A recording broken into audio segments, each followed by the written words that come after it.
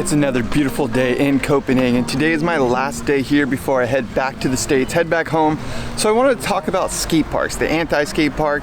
Basically what I'm getting at is like what Copenhagen offers is places to skate that aren't skate parks, and I think they're actually better than skate parks in a lot of ways. I think skate parks kind of go in the wrong direction. They make for really linear skateboarding, and people like me enjoy creativity, and we join the creative part of skateboarding, not so much like this one way, right and wrong way of doing it. We're gonna start here at Fallen Parking just for the sake of this topic. This is a skate park. It's probably one of the best skate parks in Copenhagen. It has a bowl, has a vert ramp, has a snake run, has a street course with ledges, has a flow area.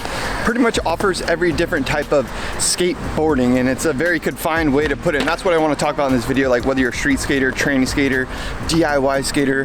Funny ears, I don't know why I keep doing that, but the point that I'm getting at is like skate parks can actually be pretty bad for skateboarding in many ways, and what I mean by that is like they limit the creativity. This skate park is really fun, like people will travel the real to come here, but I am going to go somewhere else here in a little bit and show you a spot that I think is a good example about this. It isn't a skate park, however it's a space that skaters can utilize and other people can utilize as well, and me personally as a skateboarder that enjoys the more creative side of it, I think I just have more fun in that environment. So we're going to start here at Fallen Park. I'm gonna give you a quick little update because I did do a Copenhagen video kind of touring all the amazing places here, so it might be a little bit redundant, but what I want to talk about is just the actual obstacles.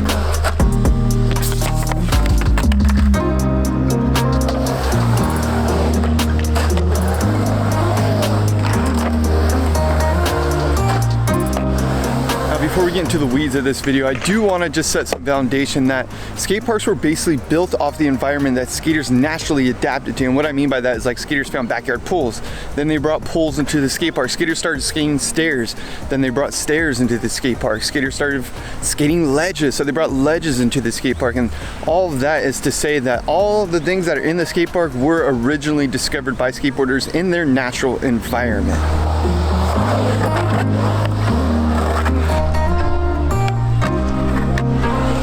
And what skate parks do essentially is take them out of their natural environment, put them in a confined place, and then allow you to interact with them recreationally, I guess is what they say. So, you know, that's kind of just some foundation. Basically what I'm trying to get at is skate parks were actually inspired by things that skaters just found out in the streets, out in the environment, not like in this confined space. So I think it's really important just to set that tone first of all, and then I want to kind of look at like what has really changed even since like the 80s. Like it's been a long time since obstacles really changed. There's DIY, things are unique, they're more progressive, but we're going to go to a skate park later, which I think is like kind of just a more creative way to go about this, because I think if we just put ledges, bowls, even vert ramps, we could put vert ramps in skate parks, like all of this is just very standardized. That's how I feel. I feel like a lot of skate parks are very standardized.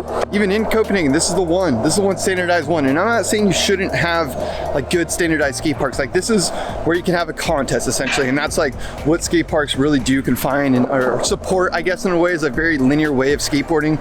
Like here's a stair set, everyone has to skate the stair set and see what they do. Like that's cool, and it's a good way to like get better and judge skateboarding. However, I don't think it really pushes the creativity of skateboarding too much. Call me crazy, but I was just thinking about this. The vert ramp might be like the most progressive thing from like a natural environment. What I mean by that, the vert ramp was probably inspired by a bowl or pool in the backyard, but beyond that, like what other skate standardized obstacle do you see in a skate park that like progressed from like what skaters found and morphed into something else? Because obviously there was never vert ramps or mini ramps or anything like that. They sort of discovered that from riding transition. I'm just curious, is there anything else that's like that, that's really kind of molded into something else essentially?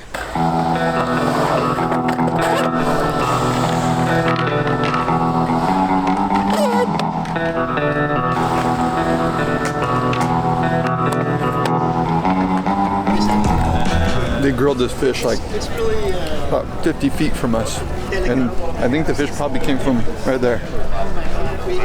Pretty epic. I'm dying on to have it. Erica said that she's gonna marry the fish, so I guess I gotta accept that. Now I'm definitely not saying that skate parks with standardization like a vert ramp, mini ramp, bowls, and street course are bad. We need those, definitely. Like there's definitely a good purpose for those and they need to be there. What I'm saying is when you have multiple of those same kind of skate parks, it gets a little boring and redundant. So I think it's good to mix it up. So like each city should have like a big skate park like that, but you also should have nice creative obstacles or things that are more up for interpretation, like the obstacle behind me. This skate park right here is basically the Refn Street skate park. It's basically another street food. They have all this food over here. We're gonna eat some bomb food and you can skate, which is really cool. So it's not like a normal skate park that's like confined with a gate around it. I know I've been like harping on that in the last couple of videos while here in Copenhagen. I just think there's things to take from the city that hopefully other cities and other places can adopt. Maybe we can go back home and like convince San Diego and Oceanside to do more open spaces. Like obviously there's not a tons of people skating right now here. I'm gonna roll around a little bit, don't worry. I'm gonna skate this area to show you some of the more obstacles, but I think it's cool that even though nobody's skating right now, there's still people that can use the space, there's people eating food. It just creates for a better atmosphere. I think skaters, as a skater, enjoy that a lot more as well. And there's other obstacles here too. It's not just this one moment.